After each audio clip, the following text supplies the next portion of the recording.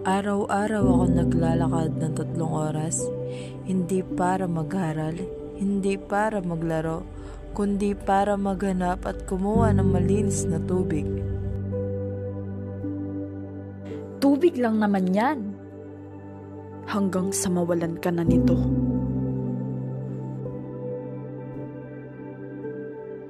Close your eyes for a moment.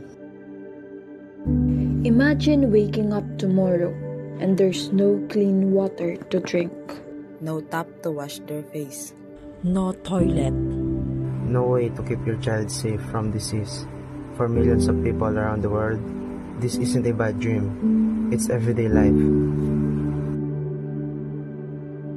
The Sustainable Development Goals, or SDGs, were born out of a simple, powerful idea.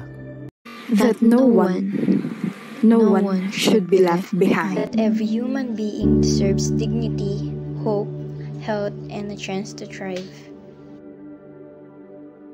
There are 17 goals, and each one carries the voice of a child who wants to go to school, a mother who wants to raise their family in safety, and a community that dreams of a better future.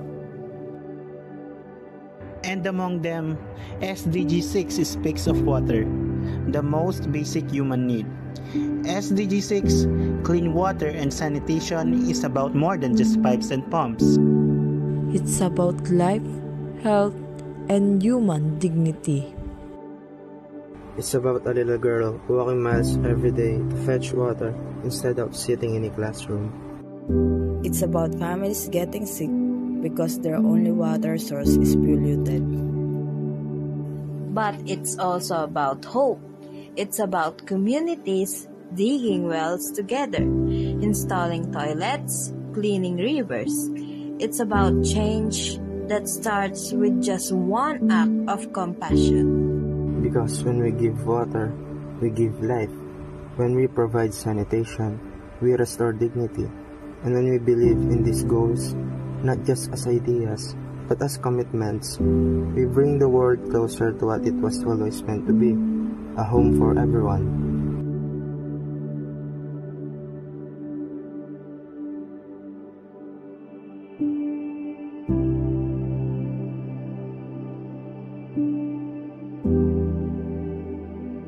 Sa kasalukuyan, mahigit 2 bilyong tao ang wala pa ring akses sa ligtas at maaasahang inuming tubig sa kanilang tahanan.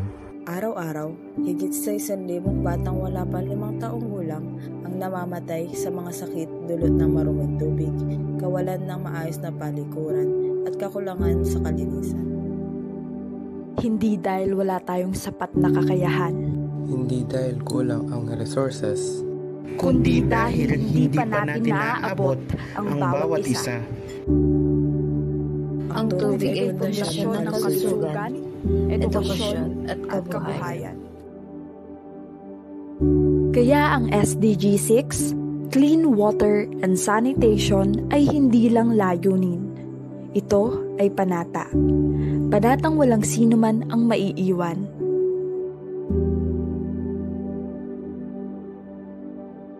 Kailan? Ngayon.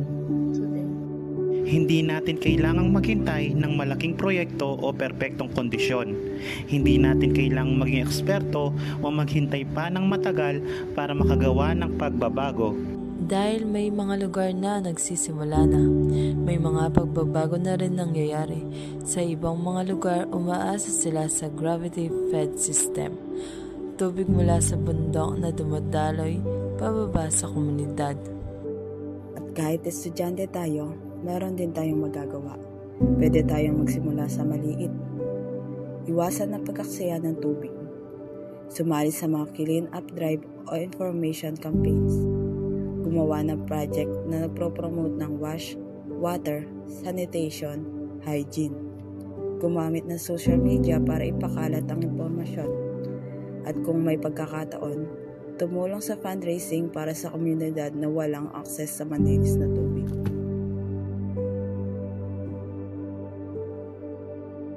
sapagkat ang tubig ay hindi isang luho, nor a reward para lamang sa iilan. Ang tubig ay buhay. Ang tubig ay karapatang pantao.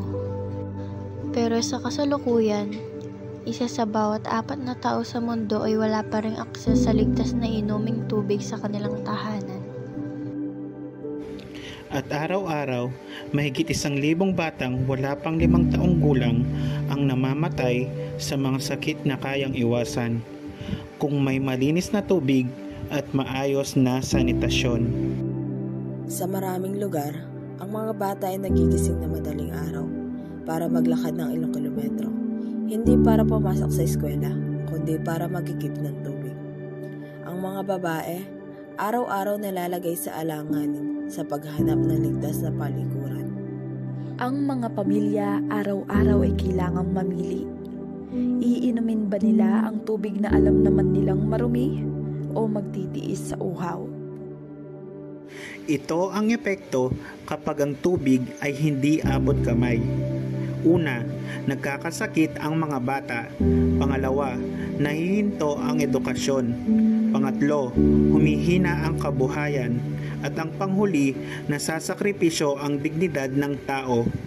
At ito ay hindi dahil imposible ang solusyon, kundi dahil hindi pa natin ito ginagawang prioridad. Kung gusto nating wakasan ng gutom, kung gusto nating mapanatiling ligtas ang mga paaralan, kung gusto nating tiyakin na may dignidad ang bawat pamilya, kailangan magsimula tayo sa tubig. Dahil ang bawat baso ng malinis na tubig ay hindi lang sagot sa uhaw. Ito'y panimula ng pagbabago. Ang akala natin patak lang, maliit, karaniwan, wala lang. Pero sa isang bata, sa isang pamilya, sa isang buhay, it was just a drop until it was all she had. Tubig lang naman yan. Hanggang sa mawalan ka na nito.